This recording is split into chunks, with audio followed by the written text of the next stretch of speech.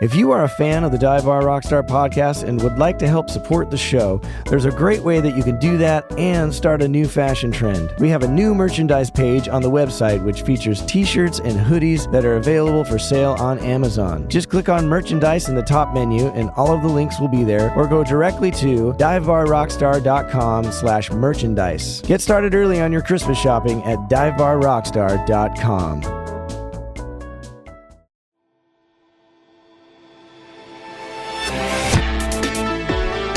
Welcome to the Dive Bar Rockstar Podcast, a show exploring the lives and journeys of musicians and music professionals. I'm your host, Eric Baines. I play bass and sing with the iconic band Chicago, and I love talking about music. I hope these conversations will entertain you with some stories of what it's like in the world of music, as well as help you get where you want to be in the music industry. But above all, achieve your dreams. Hello, I am coming to you from the beautiful Fayetteville, North Carolina. Not the Arkansas one, but a pretty good one nonetheless, and I'm having a good time. I'm out on the road with Chicago, and we're having an excellent run. So shout out to all the fans we've already seen, and to the ones that we're about to. It's been a really great time. And another thing that I've been trying to keep up with is TikTok. So if you're not on TikTok and you were looking for an excuse to check it out, I've been posting like almost every day for the last 6 months, and it's been kind of fun. It's been pretty cool. And I'm mostly, I'm talking about what I talk about on this show. And also you get to hear previews though of like my new songs that are coming out, which I've been kind of putting them out this year a little bit. Not as often as I was hoping, but still trying to keep up. The next one should be out in June. So look for that, but you'll hear all about it ahead of time and hear samples and teasers and learn more about each song as they come out on TikTok. So if you're interested in checking it out, follow me. It's pretty fun. And speaking of fun, let's get right to it. My guest today is an amazing guy. When I say his music is incredible, it doesn't even begin to describe it. So I highly recommend, as soon as you're done listening to this episode, to go and check him out on whatever platform you get your music. Go and check out his music because it's kind of unbelievable. And if you're a muso, if you're a fan of Chicago, you're really gonna like it. Early Chicago, it's incredibly. I don't even know how to describe it. It's like a circus for your ears, man. It's really super cool. So check it out. And he's also an arranger on the world famous hit show American Idol. You might have heard of that show. And he's been doing that for quite a while. And he's played keys and sung with artists like Sheila E., The Emotions, Billy Ray Cyrus, Rita Wilson, Berlin, Meatloaf, and, drumroll please, ladies and gentlemen, he is the newest member of the fabulous band Chicago. So please enjoy my conversation with Justin Avery. You're the first Chicago origin story that I kind of had a bit of a part of, so it's kind of cool. Welcome to the band. It's amazing being here. I've known you for a while. Yes. And they were like, we need a high singing keyboard player. I'm like, I know the dude. Yes. But what's like your side of the story? So I'll go back a little further and I'll kind of go deeper with this. So I said some kind of like, what would I say? I put some feelers out there into the universe this year that said, I need to play more. Because I just wasn't playing out enough. And I was kind of like, I need to make sure I stay relevant as like a player, as a pianist, as a keyboard guy, singer. How do I get out into the world? And I just kind of, through some prayers or, whatever you want to say, I said, universe, what does that mean? What is that going to look like in 2020, end of 2025? Right. 2026. Right. And I was saying these things to myself, I think in August. Wow. Maybe August, September, October, I started being like, I got to play more. I got to, stay relevant. I can't sit in my studio all day and expect things to happen. I need to get out there. Right. And then I see a message from you on Facebook. This is what I think maybe October, November. Probably, yeah. Maybe maybe start of November and November, October. Probably. Yeah, November. Yeah. because I think we had October off. Gotcha. Yeah. So then it was November. So yeah, November, and I saw your message there, and I just kind of said, "Would you be interested?" And I felt like there was that little part of the universe that was like, "Why don't you try this out? See if this lines up for you." So it was one of those things where I was like, "Oh my gosh!" And the thing I didn't mention this. I kind of said to myself, I want it to be music that I love to play. I don't want to just be. I don't want to be doing something that I don't enjoy. Right. Even if it was a great gig, let's say the music just didn't speak to my heart. I didn't want that. I was like, I want to have it be something where I feel like I fit. Yeah. And man, when you sent that message being like, would you be interested in playing in Chicago, which is one of my favorite all-time bands, I said, universe, I'm going to try and run with this. Yeah. So that was how that happened up to your message. Wow. So it's kind of wild. That's pretty crazy. That you... And I was pretty convinced, because we can talk about it later, but you're working on American Idol, so sure. I was kind of convinced that he's got a job, So when you were so enthused about it, I was like, oh, well, I mean, this is amazing. This was wild too. The calendar at that time didn't conflict with anything. I was looking on the Chicago. The website being like, well, how much are they working? Right. And you had kind of told me like, it just depends on, the year and where things line up and don't. And I looked and said, wow, this fits into my schedule almost exactly. There was a couple things, that I still, might have to work out for this year of 2026. But at the end of the day, everything lined up so I could do both. Wow. Which is great. Because I have a great family that I love working with there. But I was like, again, I needed a new challenge. And I do a lot of arranging on American Idol, but I wanted to play. I wanted to be playing.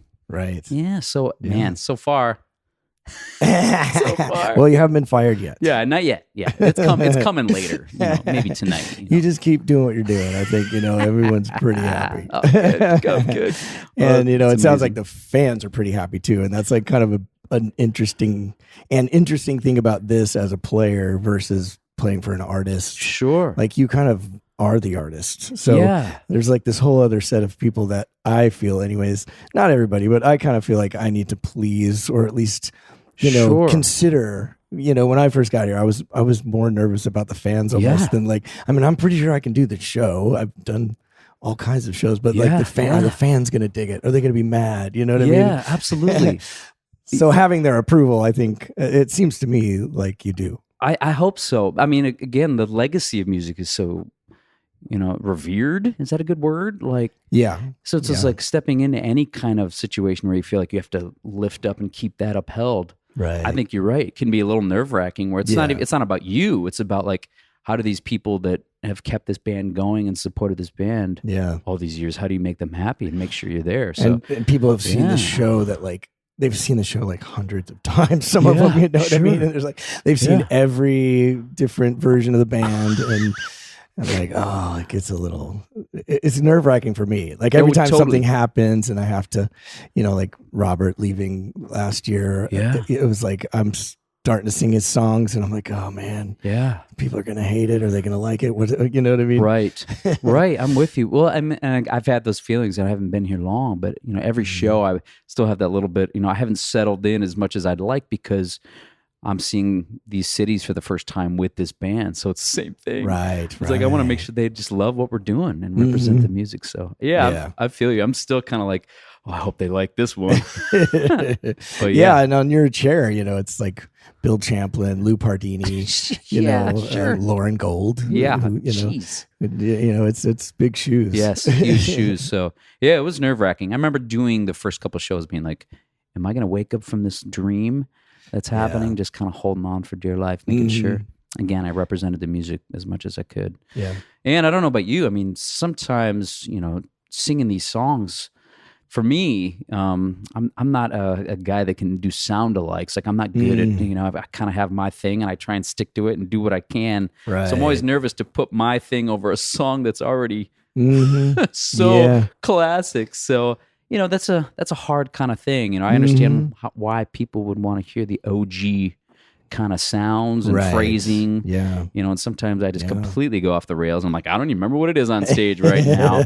But no one seemed to be like, I can't believe you sing it that way. I feel like, if I do something a little different, it's been embraced and be like, oh, well, that was a cool version of the song. So the fans have been awesome. Yeah. At the end of the day, it's been so cool. And the band too. I mean, there's been different different people have approached it differently. And like Sure. Lou Pardini was I've never met him, but from listening to his version of the band, it's like he's kind of a jazz guy and he doesn't play anything the same twice. And even intros like Hard Habit or something kind of has his little twist on it, you know. And then I love it. And then Bill Champlin, I mean, if you go on YouTube and listen to him sing Hard Habit in like 1990 versus 1996, it's like he just kept taking it out and taking it out and taking That's it out, you know. awesome. So there's different guys who've done different things. Sure, for sure. You know, so it's not like foreign. And you know, this kind of a band, they were sort of a jam band in the beginning, anyways. You know? Yeah, that's true. I never thought of it from that perspective. It kind of brings a little bit of the old school back, right. you know? Yeah, I never thought of it that way. You're right. It is more of a. I forget that was like the one take they may have done, and who knows how many takes before that it would have been different, even from a melody point of view. In some cases, maybe not all, but a few things. Yeah, probably except for the horns, because they've got to play together and have to have an arrangement. You know? Right, exactly. Yeah, that's a good point. Yeah, but I think it's kind of you fit though. Oh man. And that makes it easier, right? Well, and again, that's these songs. This legacy is amazing, and you know, I would never call myself a jazz guy or a full rock guy or a full pop guy. Just kind of like I'm a mixture of all those things.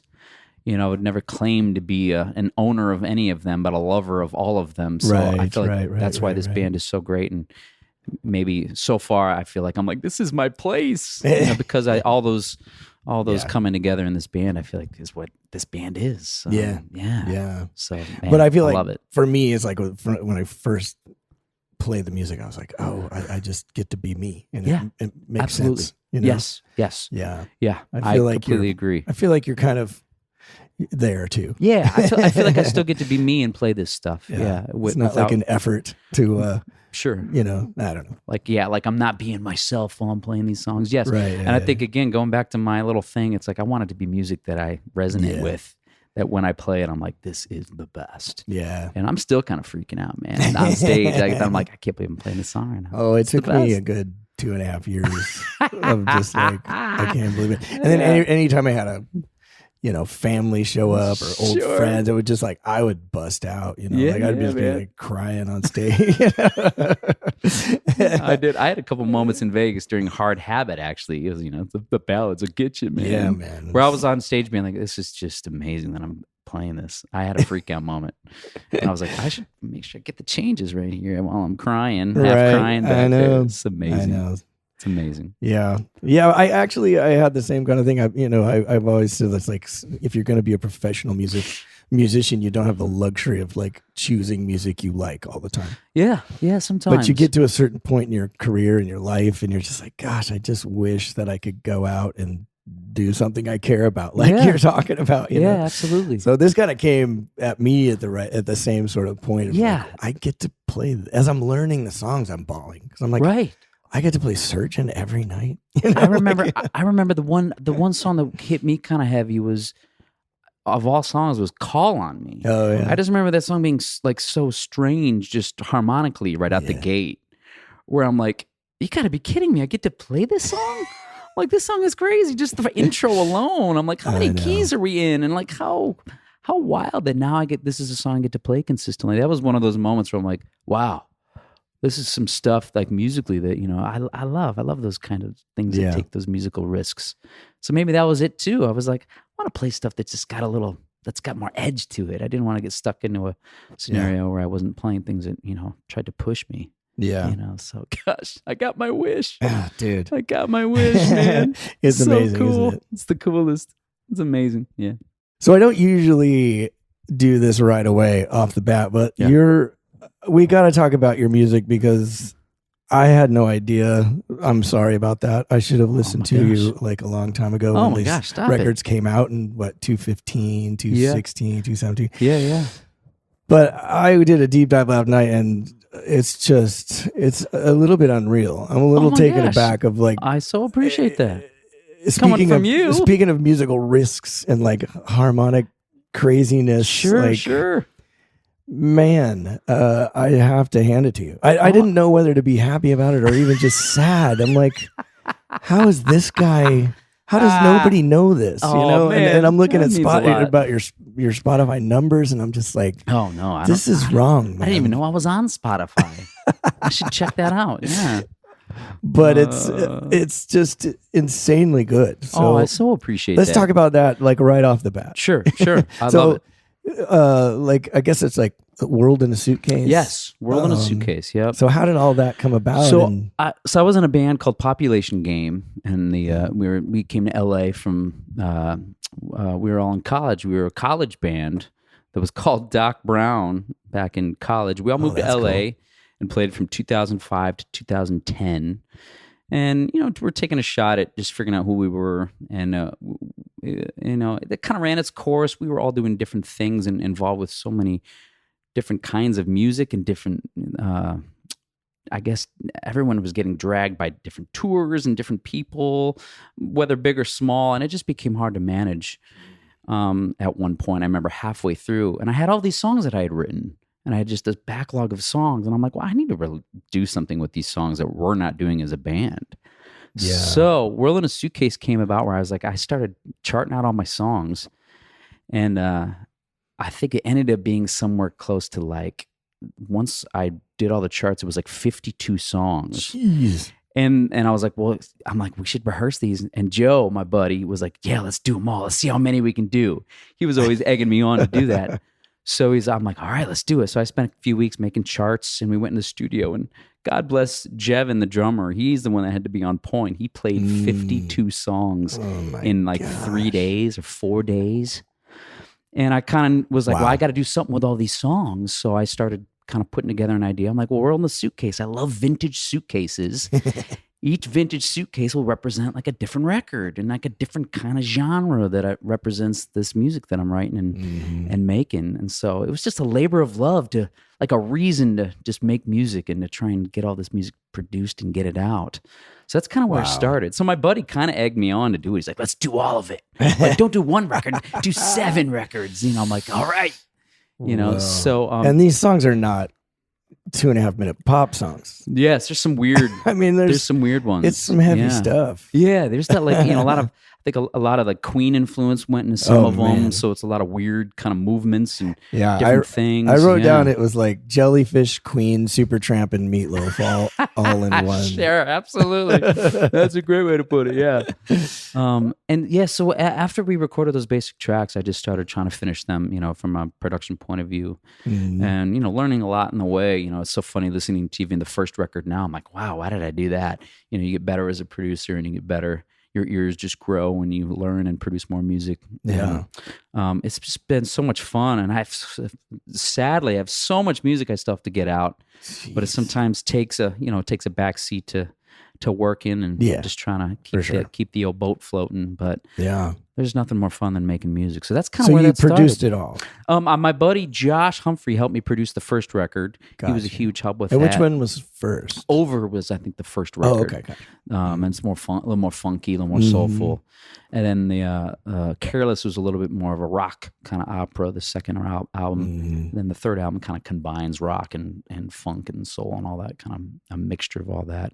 So I had help from my buddy Josh, on cool. The first one especially. And then I did more so of the second record and the third record, because I don't think we weren't seeing each other and hanging out as much at that point. But he was still a huge help. Where did you record it? We recorded them with Rick Parker, who's an engineer in LA. Gosh, I'm forgetting the name of his studio.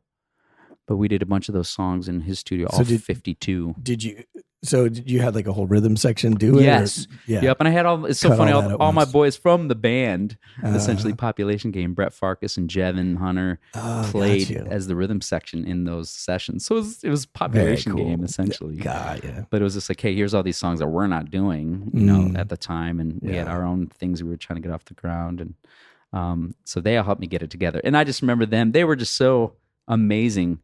Because again, to learn 52 songs and to play them, and and again, these aren't country tunes. No, they were really hard. And we did rehearsal. You charted it. I did chart it, and we did a couple of rehearsals prior to that. But got you. Jevin, especially the drummer, he that he went in meticulously, was like figuring out what he was going to do on these songs, and I'm still blown away at what he especially was able to do. We were all able to overdub and fix right. for the most part. But Yeah. Jevin just played all the songs, and so many songs I can't wait for people to hear still that haven't been released that he's just killing it on. Yeah. You know, where, you know, just playing. No, we did a lot of the songs not on a click, so the mixer was all mad when he's like, "Why does this not line up?" Oh, I mean, it was just for fun because I was Hey, let's just play it. Yeah. And then he went to mix it and do automation and things, and he's like, "What is wrong?" And I'm like, "Oh, this isn't on the grid. Sorry, buddy."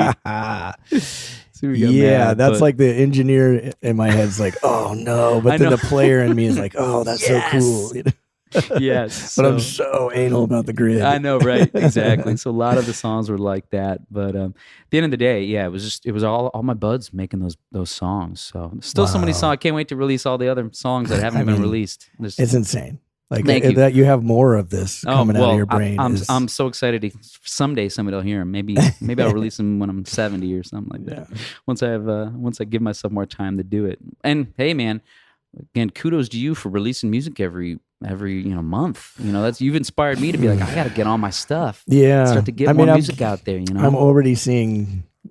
I don't even know if I can make it this month, honestly, Man, because when I set out that goal, I didn't have all the Chicago schedule. Sure, and now that I do, I'm like this ain't gonna happen.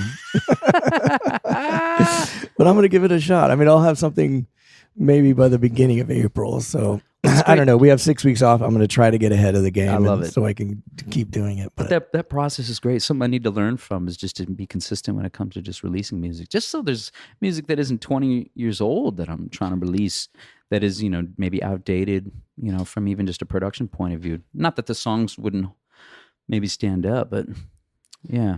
Yeah, it seems to be the current way of doing it, you know, like it's no longer putting out records. And my wife has been telling me that forever. Yeah. Probably for the last 10 years, every time I'm like, it's time for me to do a new record, she just gets nervous because she's like, oh God, nobody makes records anymore. I know. And now I've finally just given in, and I'm like, you know what? You're right. I've done a lot of research, and the thing is like, until you're sort of getting some bigger numbers, it's like just put it out constantly so people are aware and they're paying attention. Yeah, and you never know when that one track is going to lead you to somebody that's like, I love this, and you're introduced to somebody new as a producer, and then you start making a record. Like you said, there's so many reasons just to keep getting stuff out there and not be precious about it. Yeah, and people don't sit and listen to a whole record anymore. No. They're going to put it on their playlist or whatever, and the songs that they like. So so I have a lot to learn from you. When I got to figure out that balance because I've got too much music that I just want to get off my hard drive. I just don't want to, I don't want to shuffle off this planet without, all this work that even my buddies did, who I'm really proud of their playing too, and all the magic that they made on these records. I'd love for that to be heard as well. Yeah. Because again, it's just a labor of love. So much fun. And you have like a home studio? Yep. I've had a home studio in LA. I guess wherever I've lived at one point, for a lot of the World in the Suitcase stuff, it was a walk-in closet, which sounded pretty good at the end of the day. I did tracked a lot of vocals in that walk-in closet. They're great. I love that thing, man. I miss that closet. It had a perfect verb, to it. And so now you've come out of the closet. I've come out of the closet and have my official, garage, converted garage studio. And, very cool. Yeah.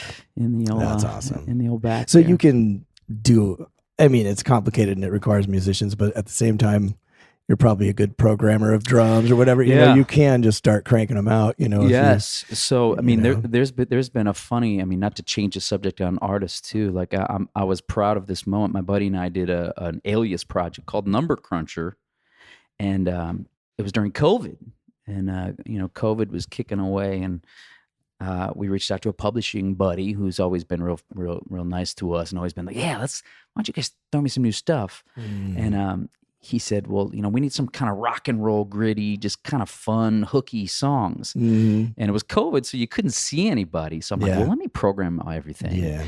And I programmed the drums, and when he heard the music, he said, man, the drummer's killing it on this. Where'd you guys record this? And I'm like, I was able to sneak one by. That's awesome. But I love playing key drums, sitting down and just figuring out what's going to feel good and what's going to feel right for a full track. So, that's something I do love to do and get caught up in.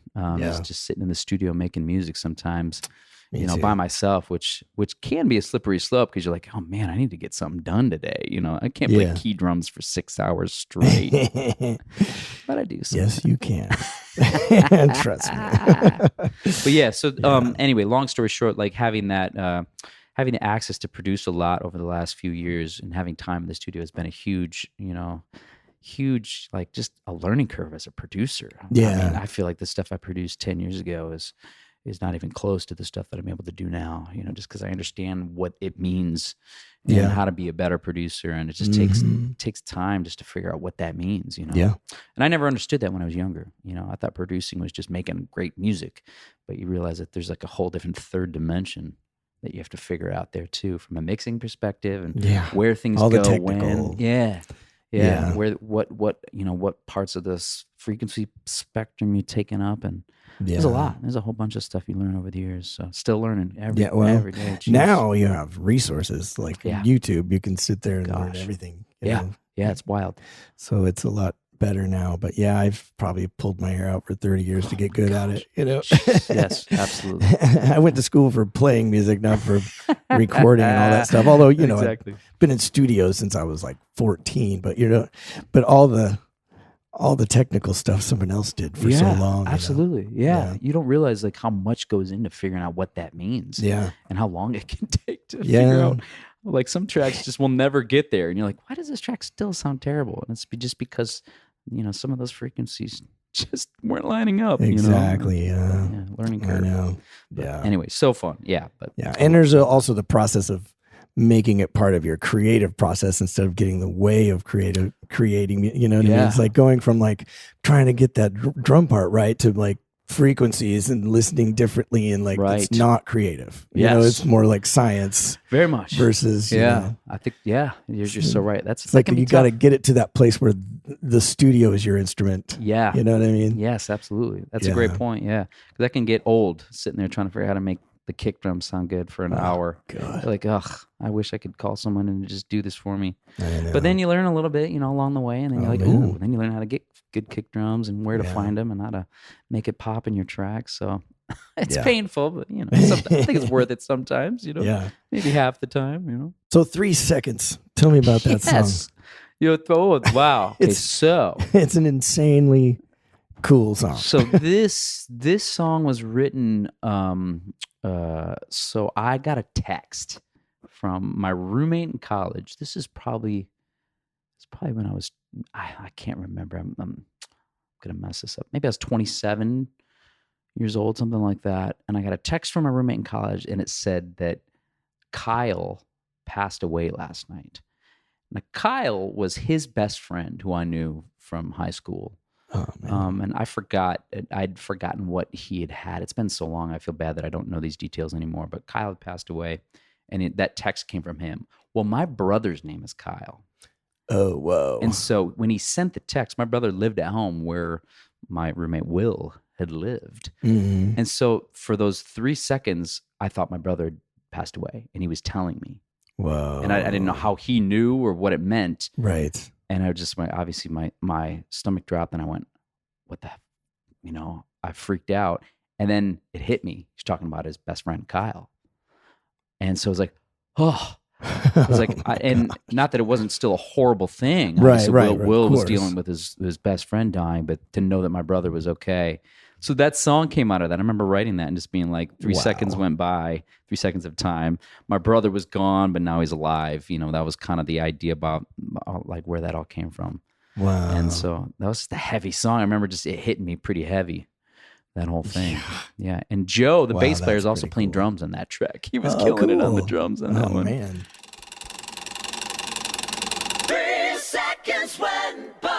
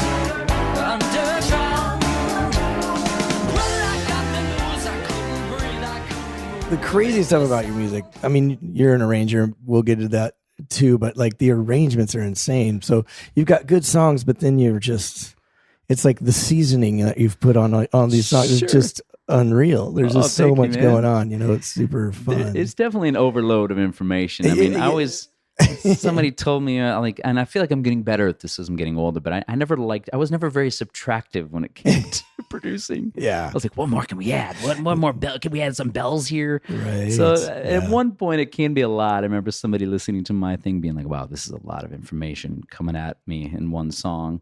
And that's because I'm like, I just don't like to take away. I just I'm additive when it comes to production. So I think especially that record has got a lot of just like, how much can we just throw at everybody? Yeah. And hopefully they can digest it, so. But I mean, it's cool. No, thank you. I like it. That.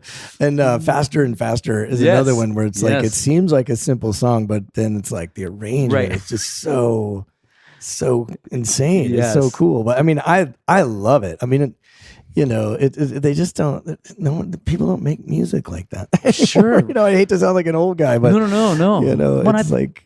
Yeah, I don't know about you. Like my this is gonna sound kind of wild, but like writing music has always been like my favorite thing in the world. So it was like if I could like step into like a new little territory or feel like I was, and it's not like, and nothing's new under the sun, but if I felt like I could combine elements and just find like a stride of like, oh, this is fun. Yeah. Like I feel like I was like talking to God. Like I just felt like I'm like, man, I found the portal. This is my heaven. This is where like. Yeah, it's like, and I feel like that's just, I don't think I've ever been more in the moment making music than when writing, because it just feels like you're drawing from your heroes, so it's like they're behind you helping, and it's like you're not. It's not all you. It's meditation. Yeah, it's meditation or it's prayer or whatever your set of beliefs is. 100%. It's being in the moment, like completely. Yeah. So and channeling a little bit, and like and so all my heroes being, I feel like I lean towards some of the more risk taking kind of music as just being my favorite. So like I felt like always incorporating that and kind of my music has been. Just I felt like I had to because those were all my heroes. Like it just felt like a part of me needed to. So, I love writing. It's so much fun. It's too much fun. Love it. Yeah, I just did a TikTok story. I recorded it yesterday. I was about to post it tomorrow, but about a song that I wrote called "Till Death Do Us Part," and it's what I used to propose to my wife. And literally, as I'm writing the song, I'm just writing a song for my wife, and I get to the bridge, and it was just like, man, the only line that fits here, I mean, my girlfriend at the time, the only line that fits here is like, will you marry me? And it just like changed my whole, it was like, I think it's time. Like, I think this just came from the universe or whatever, out of this song, and just sort of like, stream of consciousness. Just, I mean, it probably came from in me, you know what I mean? And but it was the song. I was like, well, this line is the only one that works, like this totally makes sense, and it makes a great song. And like,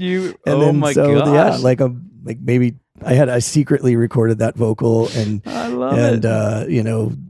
Maybe 6 weeks, 2 months later, I proposed to her. That is wild. I now love we're married. But so in a way, that's like meditation, I guess. Yeah. It came out of out of the ether. My brother and I talked about this recently too, because I don't know. Like, obviously, as musicians, the ego can get involved, and you're like, well, this is something I've done. This is what I do, and it's like, I mean, obviously, you need to practice and figure out how to use your instrument, and you need to spend the time, obviously, doing what it is you do and to cultivate your skills. But at one point, I feel like writing is like you get gifts thrown to you. It's like it's not really like you call it yours. You can put your name on it, and I'm proud that I have my name on this music. But then there's also a part of me that's like this. Again, I'm standing on the shoulders of my heroes, and I feel like some of those songs were just gifted to me. Where I was I was sitting there, and I'm like, I love this song. Keep it coming. Come on. It's like you just tap into something so cool. And I've always kind of, probably you too, it's like I've always had that power in a weird way. If you sing me a melody, I know what's next. Yeah. You know what I mean? Like, I don't know where it comes from, but it just does, and I totally understand. And this is maybe a bad thing for your popularity, but I was I was telling my brother too. I was like, I love writing even bad songs. It's so much fun. I'll get done with this song, and I'm like, that song is awful, but that was so much fun writing it. And it's still, and I'm like, I still don't feel like I take credit for it. I'm like, oh, that's a terrible song, and it all came from somewhere else. It'll never see the light of day. But so you could also blame the universe. I could blame the universe for all the songs that didn't make the cut. Yeah, but it's just so much fun. So much fun. I could talk about that all day. Man. Oh man, I mean, I'm the same way. That's probably where my real passion is. My man. We're in a band formerly with Robert Lamb, and he to this day just calls himself a songwriter. Yeah, sure. And great player, great singer, but he's a songwriter. Yeah, and I totally get it. It's I relate to that. I think that. I mean, you're creating something. This wasn't here 5 minutes ago, and now it's here. It's pretty. It's gratifying, and then you get to go back and look. And I know that feeling too. That you probably do that, where you listen back and you're like, how did I come up with that? Or totally. Like a year later, or you listen to the songs you wrote back, and you're like, how did I do that? I could not just sit here and make that up. Yeah, but then it's also sort of a muscle.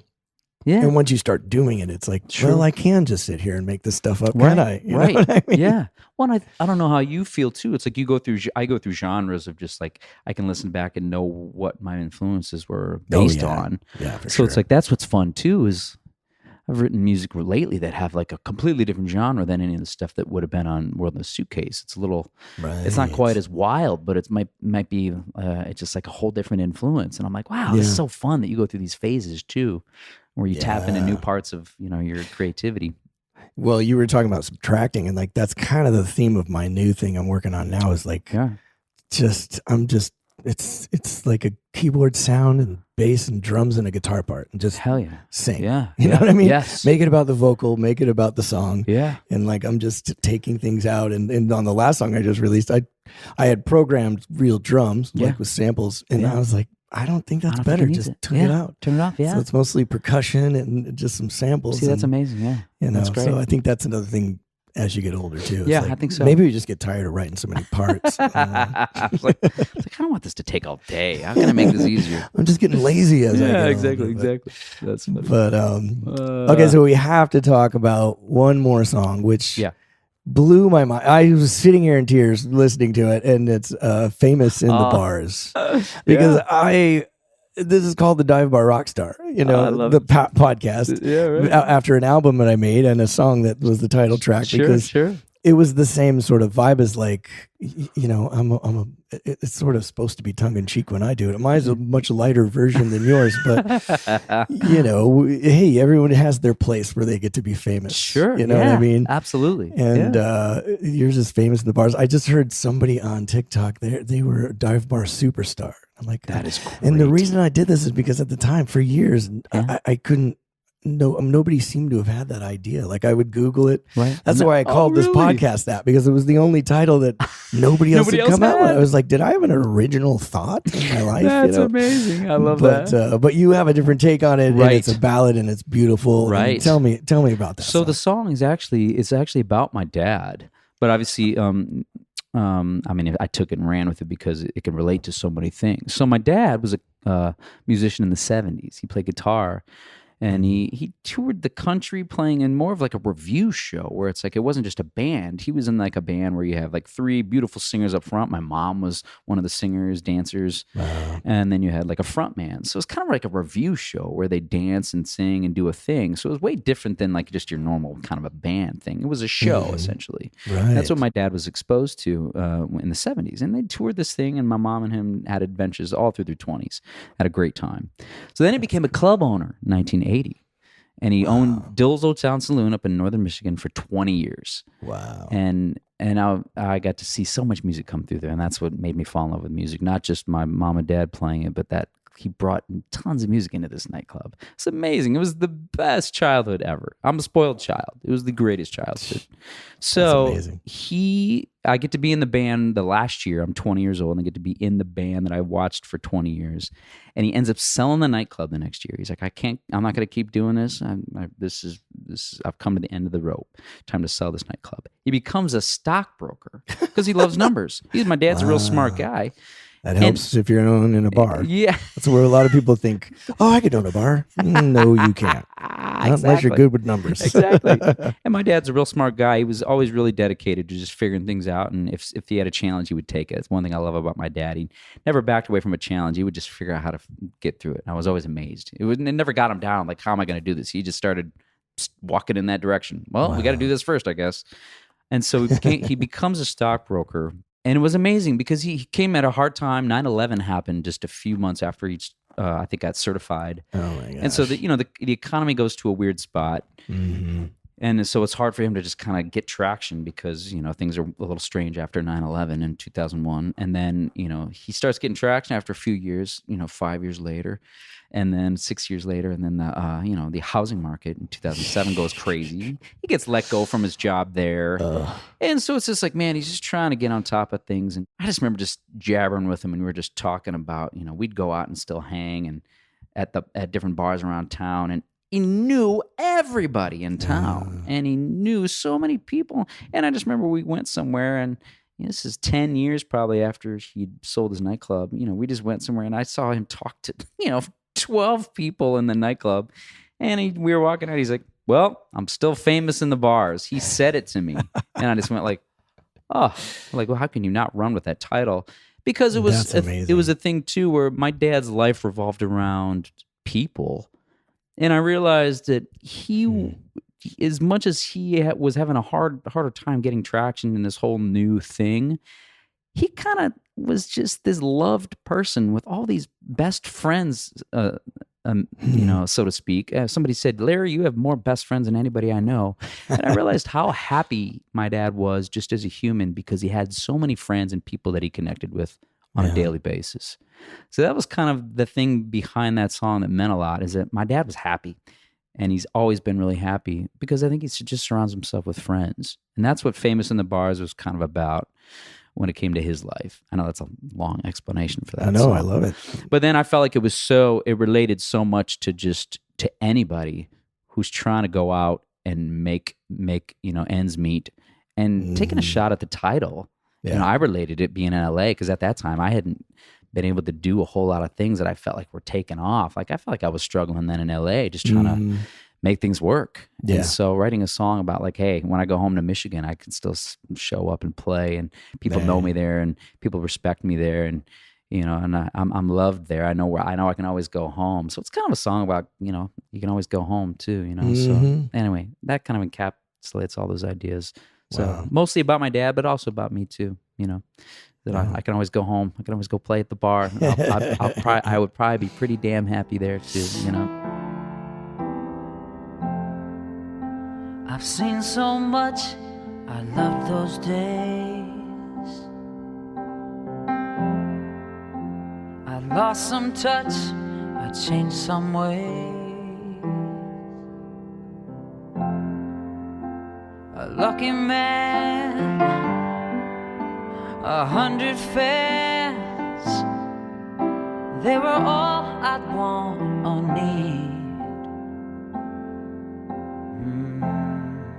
I've tied loose ends to fight my fate. I lost some friends and found some faith.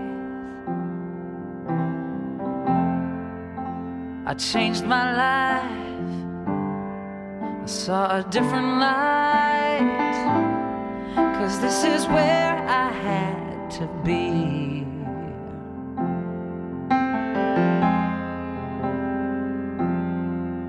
See, everybody knows me. Everybody knows. Everybody knows me here. I don't know the celebrities, and I don't hang out with movie stars, but that's okay by me, you see. I'm still famous in the bars.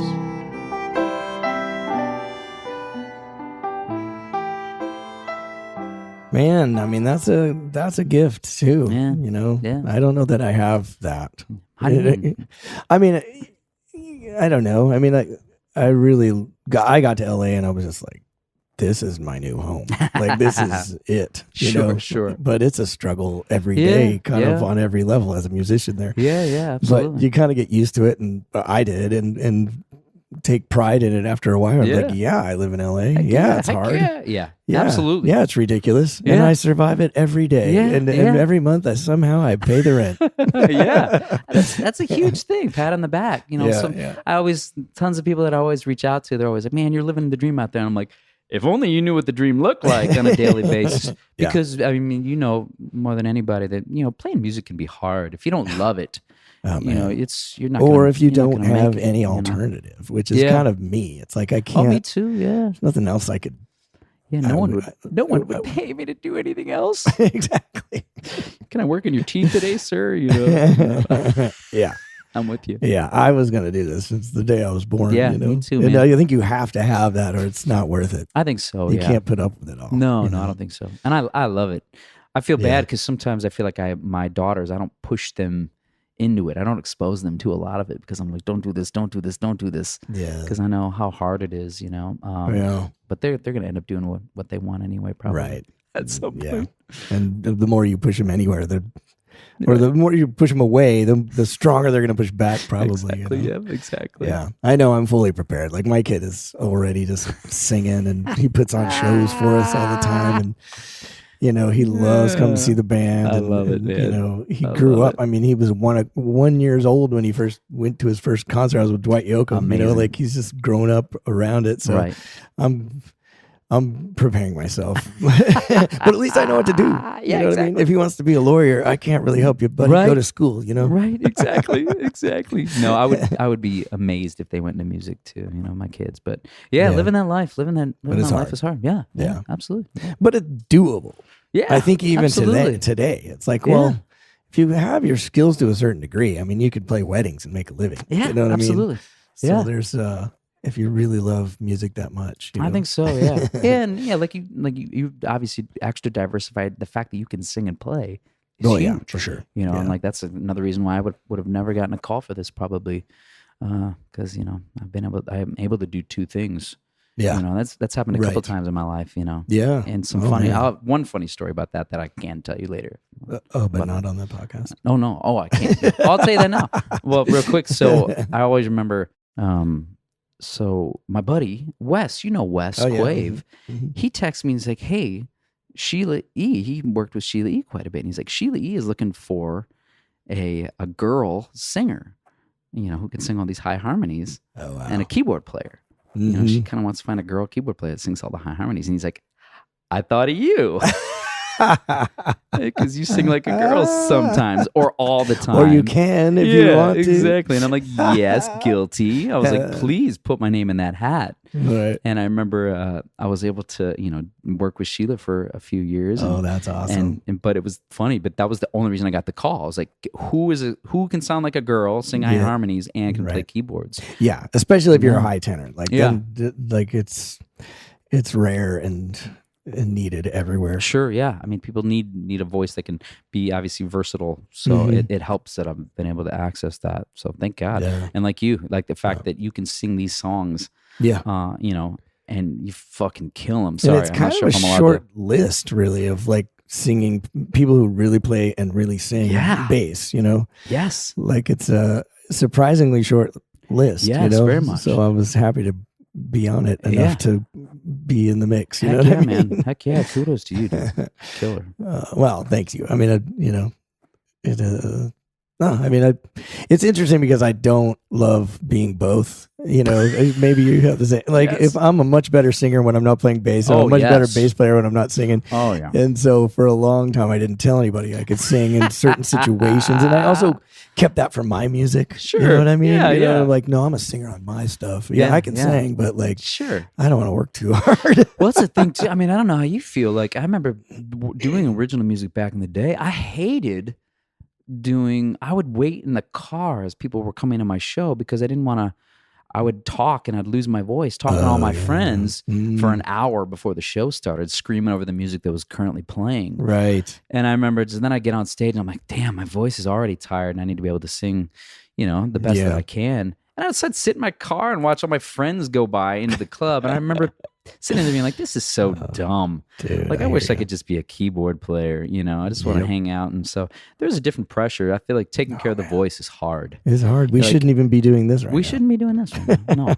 No. We have 3 shows in a row starting tomorrow. Why are we talking at all? Exactly. So I don't know. There is a part of me that also does not love that because you can't count on the voice sometimes. No, it just sometimes scary goes when you start to put your living, like guys who do sessions like Neil, like he's like, I don't know how they do it. Well, what if you get a cold and you can't go to work? Like that always scared me for sure. I can play bass in the worst conditions, and 100%. I have. Yeah, I could have my leg chopped off. I could still play keyboards if I had to. But man, singing's got a different thing to it. I kudos to people that take care of their voice and really always just go in and figure out how to do it. Yeah, it's hard.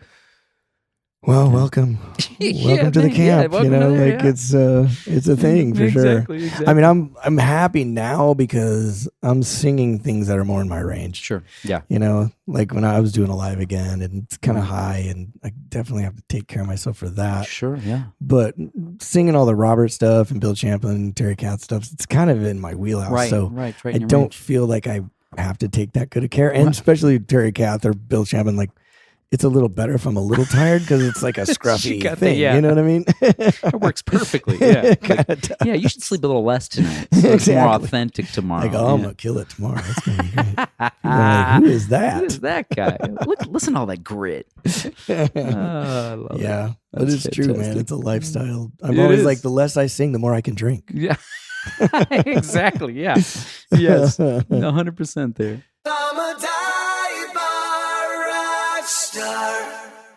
I'd like to take a second and thank you for listening to the Dive Bar Rockstar podcast. Getting the word out is a vital part of what it takes to keep this show on the road, and the easiest way to help is to subscribe wherever you listen, and if you have an extra minute or two, please leave a review. You can also follow our page on Facebook, which is the Dive Bar Rockstar podcast, or follow me on Instagram at Dive Bar Rockstar. Okay, enough begging. I hope you're having a great time, and once again, thank you for listening. So when you moved to Los Angeles, why? I mean, what did you? Why did you choose Los Angeles? Sure. How about we start there? I mean, I got to give all props to my buddy Brett. Was the first guy. I remember Brett and Joe. They graduated 2 years ahead of me in college. So our band was, moving on and doing things. Our college band, and I think at one point. Joe and Brett were going to move to Chicago because it was close. Michigan was close enough, and there was a lot of stuff. We had a lot of friends that lived there because Western Michigan and Kalamazoo was close. And it was like we already had a community of people that we knew we could access in Chicago. So at one point, they were going to move there. And Brett, I think, was the guy that said, well, we can go there. But he's like, I feel like we need to aim for something different. Like we're going to fall into maybe kind of like the paths that like our friends have taken that went there. Mm-hmm. And he's like, he just kind of was like, I feel like we should try something different. And I feel like we need to go somewhere that's not like, he felt like that was the safe kind of route to go where kind of all of our camp had gone, so to speak. Mm-hmm. And I mean, I couldn't have agreed more that, I probably would have initially gone there too, being afraid of moving to a big city. Right. So I give props to Brett and then Joe that they said like, nope, we're going to go to LA. We're going to go take a shot at this. And then when they got there, they immediately was like, all right, you start getting ready. And this is a year, year and a half before I graduated. They said, start getting ready. Wow. And move to LA. So they were always being like, let's get the band back together in LA and take a shot. So I give them all the credit for, being like, come out there. So then when I got there, I also had 2 guys help me get work. I was going to say. Yeah. And immediately, I mean, the week I got there, I was already playing gigs with them. Thank God, because I was already broke. Yeah. But I mean, again, I give them all the credit for them just taking that risk and being fearless. Because I don't think I would have done it by myself. Wow. So I owe them a lot. I owe them. That's cool. So you came out just to play in the band, really? Yeah, pretty much. Yeah. Did you have any other?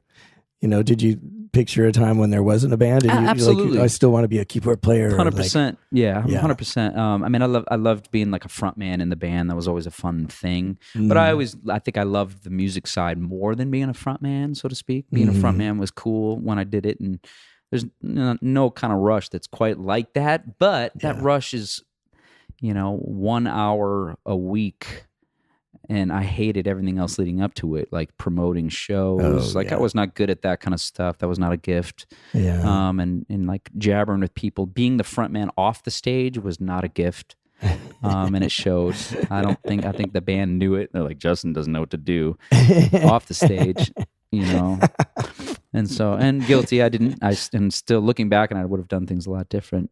So I knew going out there this, like, I can't wait to see what else happens. I wanted to arrange, I wanted to compose. I was open to all things, So all the little things that were thrown at me, whether it's playing with the jobbing band, which I was grateful for, LA All Stars, meeting all those guys. That's where I met you. Yeah, that's right. Yeah. We making a video for them. That's right. Yeah, that's right. Right down on Hollywood Boulevard, right? Was it down there? Was that where I think it was. Yeah, I forgot what the club was. Yeah, I don't remember, but it was like we were daytime in a club. Yeah. That's right. It was so fun. It's pretty cool. Yeah. But I was excited to see where all of those things led and who I could meet and what would line up. I was never a one-trick pony. I think I always liked knowing that I always had all these little things going on, which probably affected how successful I was in any of them. Jack of all trades, master of none. I don't know. I think I don't know. When you're a person with different tastes and stuff, it was really hard. Like when I was in high school, I remember I was in like the orchestra. I played trumpet and I sang in the choir. Yeah. I played bass with the choir and the jazz band. I played drums in the marching band. I was a percussion player. No way. And my biggest thing after high school was like, well, where do I do all of these things? Where do I do all these things? You know what I mean? Yeah, I loved it. And but eventually you kind of do. But it's like college forces you to be like, no, make a choice. Yeah. Okay, I guess I'm a bass player. Yeah, I think so. But eventually you can do it all, but it's like, but I don't think that's unusual to want, right. Especially when your musical brain is like what is obviously in your head, because sure. Judging by your music, there's a lot going on in there. Yeah. There's a lot that needs practice, needs to be expressed, what I'm saying? Sure. Probably, yeah. I mean, there was, I wish looking back, my buddy said something to me one time. He's like, I'm amazed at all the things you can do. And he just said something kind of funny. He's like, I think the reason you're not more successful is that you do too many of the things. Yeah. And I was like, true. Man, you're absolutely right. Not to say that I had success. I have a very charmed life. But as an artist, as an people want to artist, know what you are. Yes. I think that's what he meant. It was like he wanted to see me become the biggest rock star ever, because he was a fan of just what I presented original music wise, and I think that I just like to do too many things. Yeah. It got in the way of me releasing, music and pushing it. I loved releasing it and hated promoting it. Yeah. I love that's the thing. It's the worst. Yeah. So it was all that kind of stuff, and it was way more fun to spend.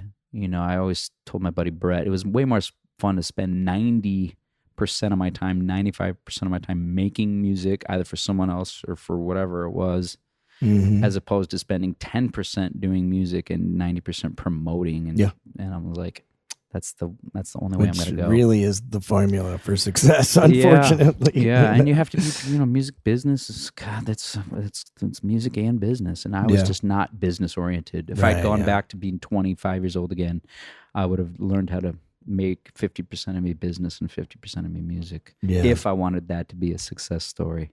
Because I still fucking hate it. Yeah, totally.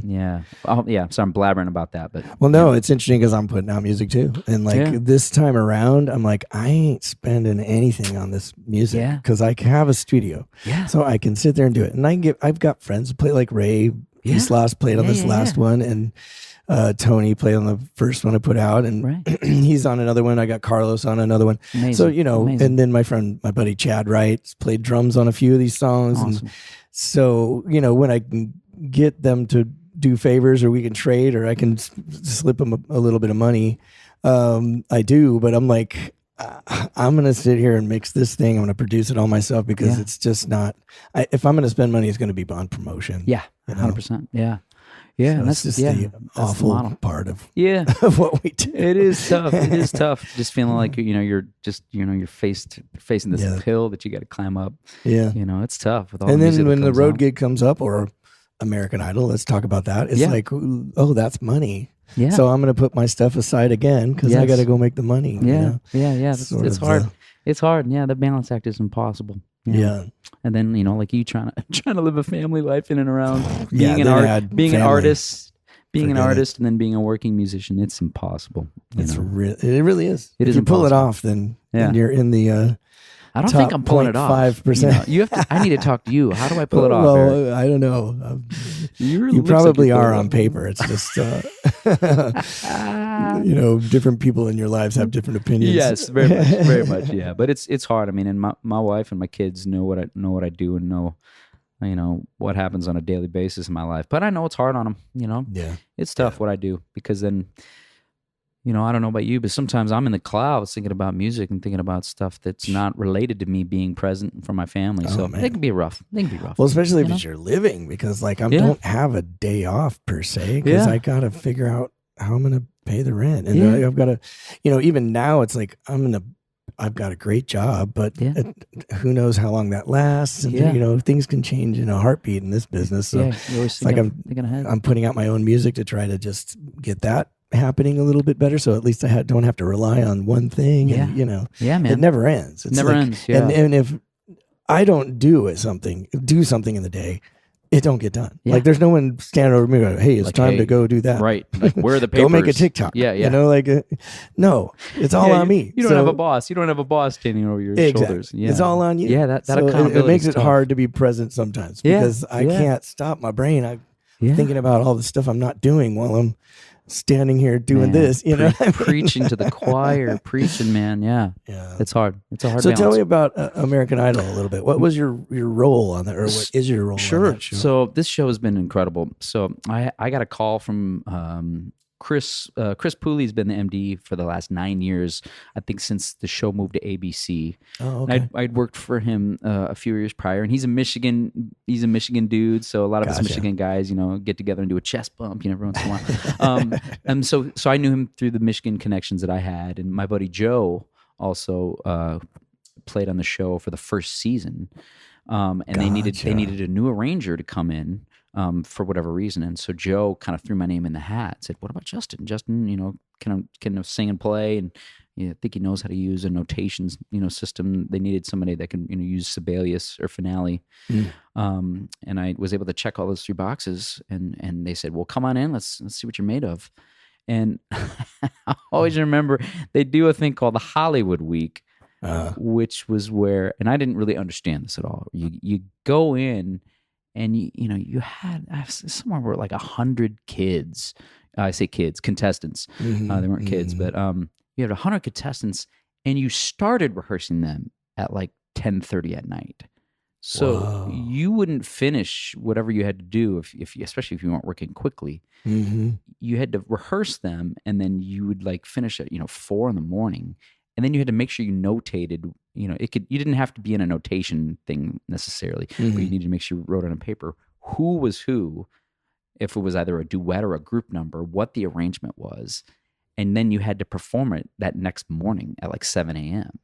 So I remember sleeping like 45 minutes maybe before I woke up because I didn't want to miss the lobby call my first morning. And, and then you show up and then you're like, oh, Lionel Richie, Katy Perry, and Luke Bryan are watching me play for this thing that I worked on, 5 hours ago or whatever it was. And I just remember I didn't quite understand the urgency at the time. So it's like, oh my gosh, it was just like, I remember not sleeping for 2 days, just making sure I could get through these arrangements. Yeah. And the other arrangers, they had done it quite a few times. They were so good at it. And I'm like, I got to keep up with these 2 guys.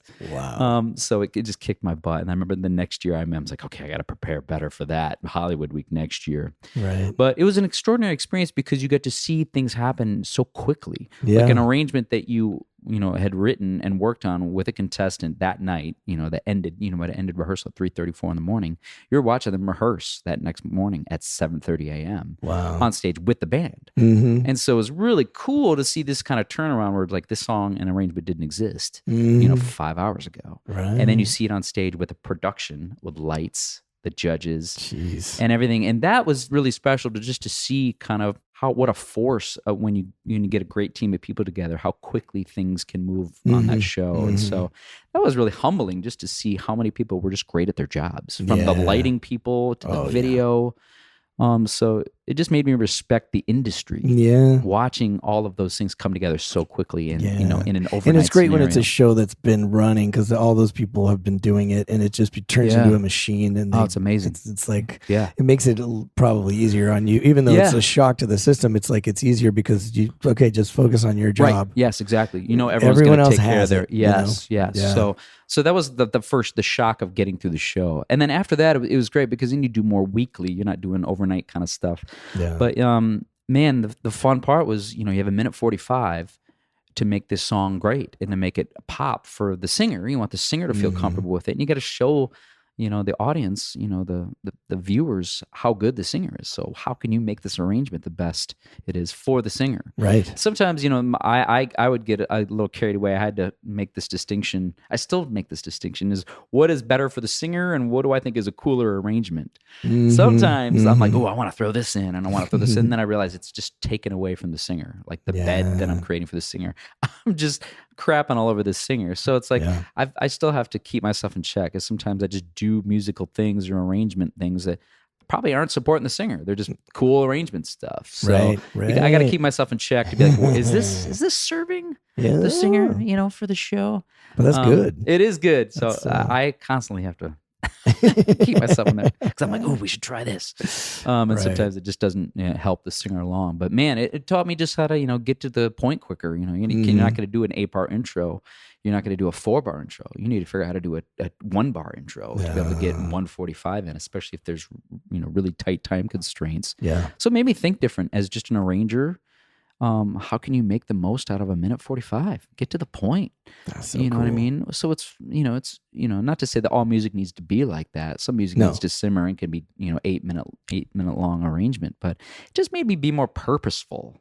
With my own songs and with just what's happening, from an arrangement point of view. Does this need it? And how can we, being subtractive? Like a lot of times, you get to the first chorus of the normal song and it's loud. Well, let's make everything drop out in the first chorus and have it be just piano, so it's different than the original. Right. Or let's start with a chorus, because the song doesn't usually start with a chorus, and have it be in another key, low, and then when the verse comes in, it's the original key.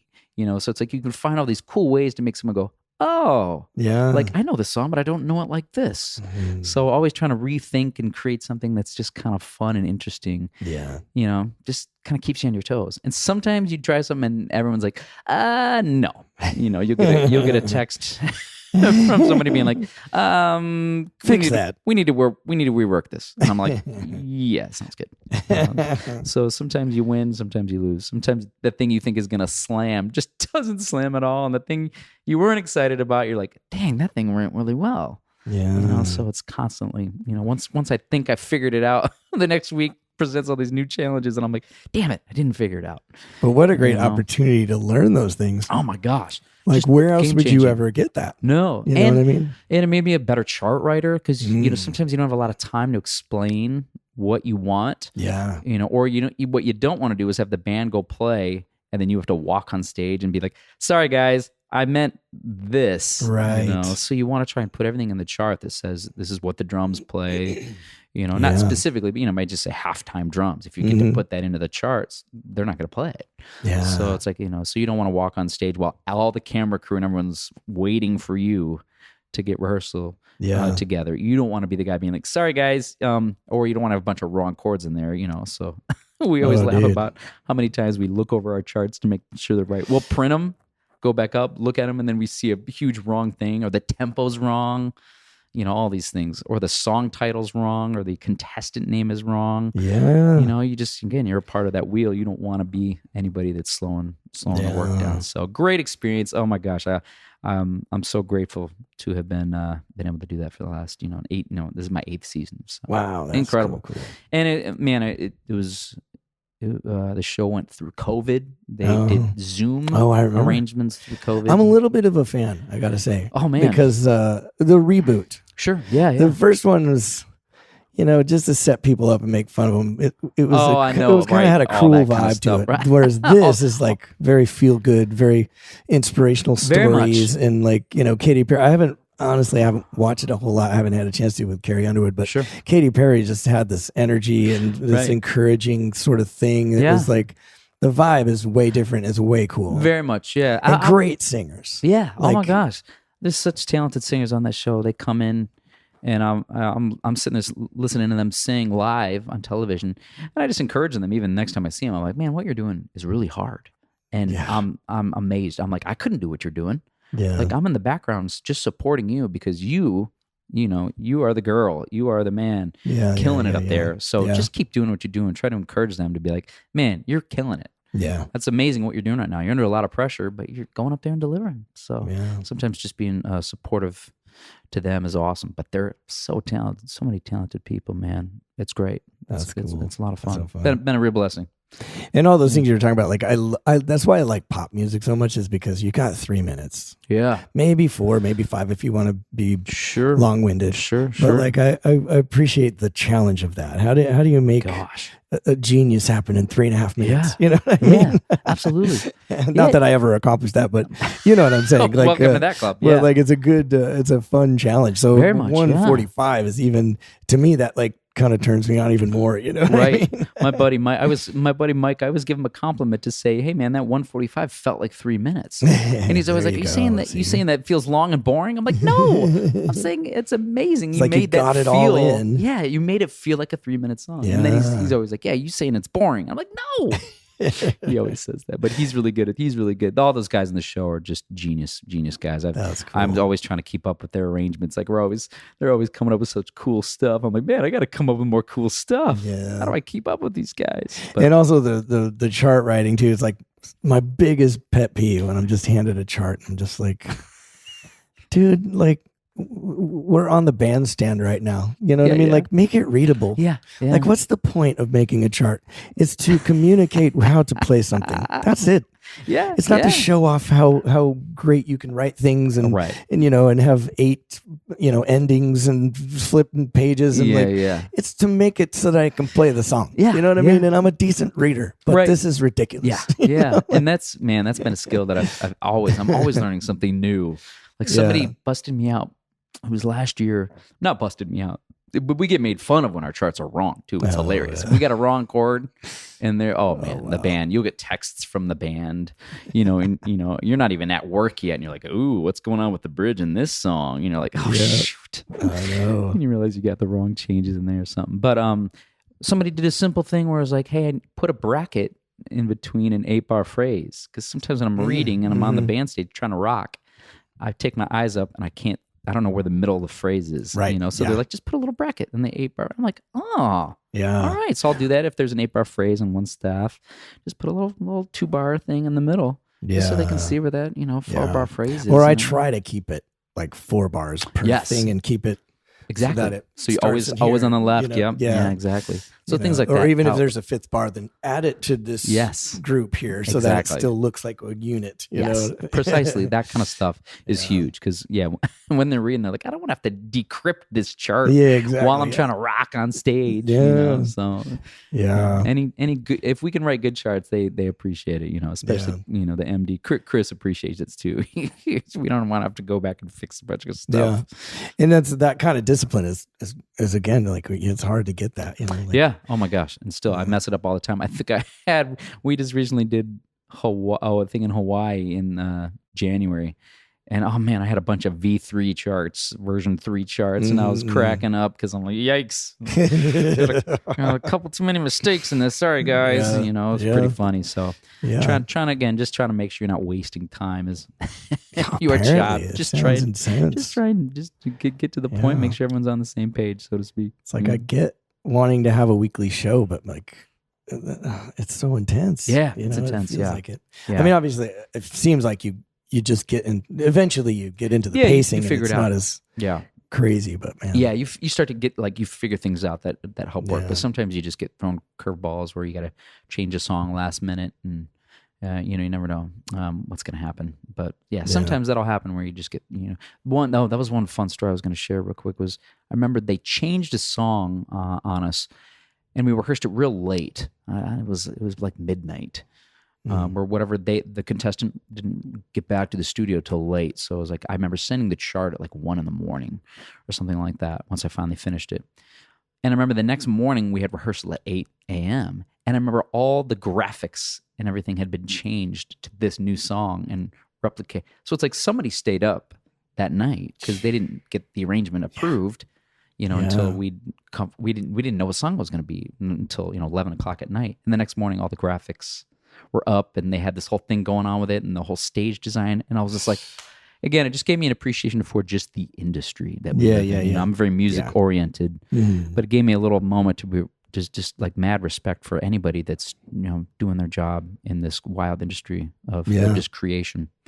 On all levels. So and that's what's so cool about Los Angeles too. Like you got the best of the best, and there's not many other towns that are so TV and film oriented, obviously. So you just have this concentration of extremely qualified people, and 100%, it's fun. Yeah, and all great people. I mean, again, all those people up there are incredible. Not only incredible what they do, but just good people. That's half the thing. That's awesome. You want to be able to hang out with people off the bandstand, off when you're not in work. So, I hate good people. Yeah, I know. Me too. Actually, I just put on a smile.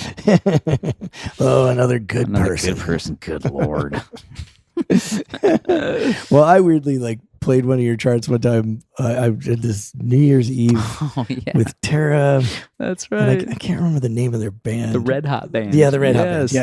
They did. Yes. And my buddy Simon on bass, he had gotten COVID, so he had to bail on a Tuesday. Oh my and it was just they were doing one more in-town rehearsal and then off to Vegas, and it was big show. Right. And so I'm like, sure, I'll come in. And then I did the big show and read the charts. And when I first got, and then I got COVID at the end of it. And I got COVID at the gig. But I remember seeing your name on the thing. That's and I'm right. like, this is cool. That's right. So had you done a lot of outside arrangement like sure. that? And so this has been, I'm so grateful for this. And again, this might lean into the master or jack of all trades, master of none, where I always remember I had a buddy named Doug Johnson reach out to me who worked with the Red Hot Band.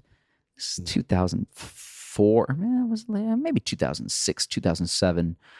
And I remember he reached out and there was something he needed for a corporate event. He's more works in the corporate. He works with E Plus Productions. He does a bunch of corporate work, and that's kind of his main thing. Really, really huge productions in Vegas at the Aria Hotel for New Year's. Which is this what was he did. It was crazy. Dancing. Yes. And big Vegas-y numbers. Right, yes. So he reached out to me, before I'd really known him, and he mentioned something to the effect hey, I need a track of something. It was some ballad. I can't remember what it was, but I need you to re-record everything and just change the chorus to the guy's name, the CEO of the company, and just sing his name.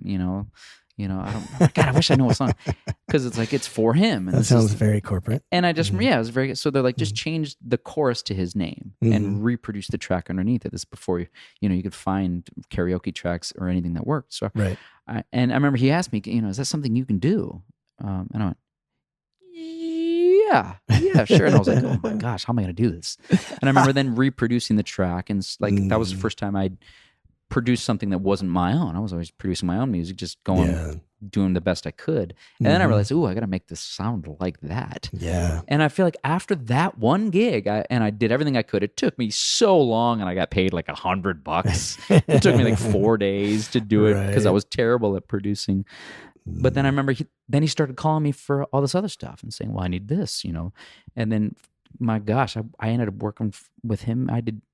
I've done, since 2009, every Aria show that's been at New Year's. Wow. I'll put together all his tracks and create all the arrangements. And so there's all these little arrangement pockets that I've been able to fill and do in kind of the corporate world. which helps pay the bills and helps helps your production skills if you need to recreate things. So I was really lucky. I was able to find these little pockets of kind of corporate work that involved producing and production.